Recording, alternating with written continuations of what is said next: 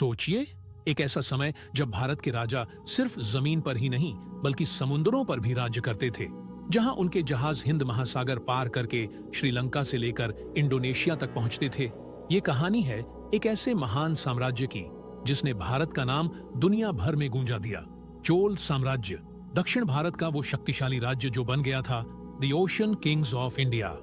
नमस्कार दोस्तों, आज हम चलेंगे 1000 साल पीछे, जहां दक्षिण भारत की धरती पर उभरा था एक ऐसा राजवंश जिसने कला, संस्कृति, युद्ध और व्यापार हर क्षेत्र में इतिहास रच दिया।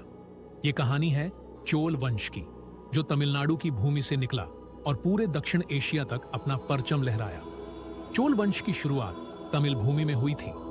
शुरुआत में वे छोटे छोटे शासक थे, पर 9वीं सदी में उन्होंने अपनी ताकत दिखानी शुरू की। धीरे धीरे उन्होंने पांड्य, चेर और पल्लव वंश को पराजित किया और तब एक नया सितारा चमका, राजराजा चोल प्रथम।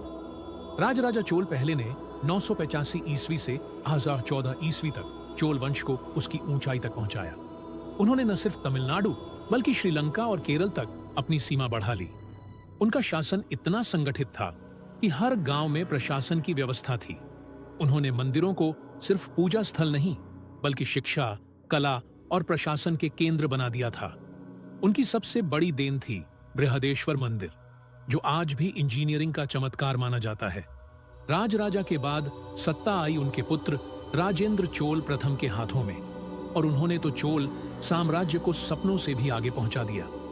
उन्होंने चोल नौसेना को दुनिया की सबसे शक्तिशाली सेनाओं में से एक बना दिया।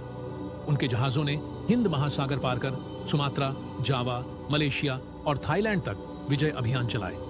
इतिहास में लिखा है, राजेंद्र चोल ने अपने साम्राज्य की सीमाएं इतनी दूर तक फैला दी कि उसे maritime super power of ancient India कहा गया। चोल नौसेना सिर्फ युद्ध के लिए नहीं थी, वो भारत के व्यापार और कूटनीति का सबसे बड़ा हथियार थी।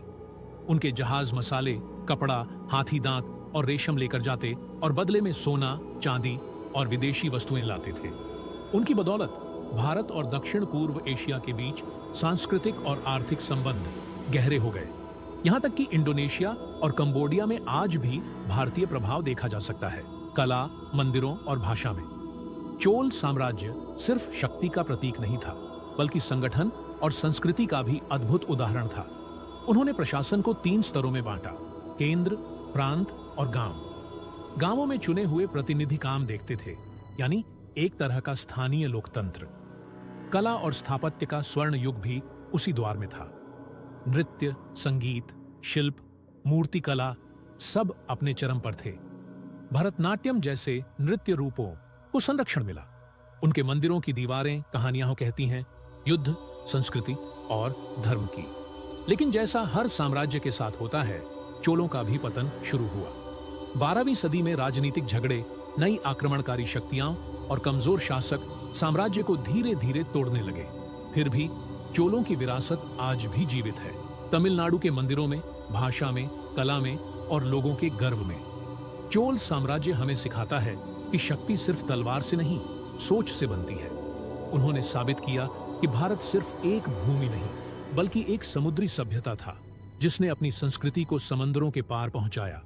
तो जब अगली बार आप किसी समुद्र की लहर देखें, तो याद रखना, कभी इन्हीं लहरों पर चोलों के जहाज तैरते थे, जो भारत की महानता का प्रतीक थे।